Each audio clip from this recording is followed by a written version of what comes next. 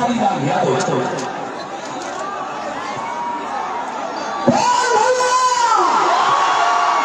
सबसे पहले खड़ा करके जनता के जितना वो भी है हम की सारी आजादी सबके चरण छू के प्रणाम करते हैं।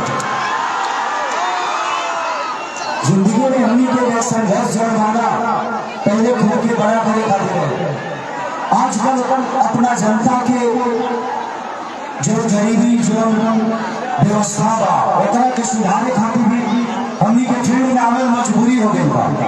अगर हमनी के नेता अगर काम करे तो हमनी काहे के पड़ी। आज जिंदगी में पवन सिंह जो संघर्ष का नाम है हमारे लिए पवन सिंह क्यों जरूरी है। इसलिए जो गरीबों की आवाज है वो एक इंसानी नहीं आप सबका राजा है। हमने पवन भैया से बहुत कुछ सीखा है और नहीं बल्कि मेरे से जितने भी भाई हैं हमारे छोटे सबने सीखा है कि संघर्ष कैसे किया जाता है। पवन एक इंसान ही नहीं एक हवा है।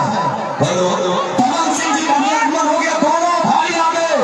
आपके नेता आपका बेटा आपका स्वाभिमान आराम से अब दोनों हाथों में माइक होगा और मैं चाहता हूं कि यहाँ के व्यवस्थापक फूल माला डाल करके थोड़ा पीछे आपको आइए। जो कमेटी के लोग हैं विनय जी वो फूल माल्यार्पण करेंगे लेकिन शांति के दिल के साथ भोजपुरी के स्वाभिमान आपका बेटा आपका जनमानस आपका चहेता एक बार पवन सिंह जी निवेदन खुद कर रहे हैं। आप पीछे थे आदरणीय पवन सिंह जी। अपने लोगों को थोड़ा पीछे अपने लोगों को थोड़ा पीछे अपने थोड़ा सा पीछे। मैं चाहता हूँ कि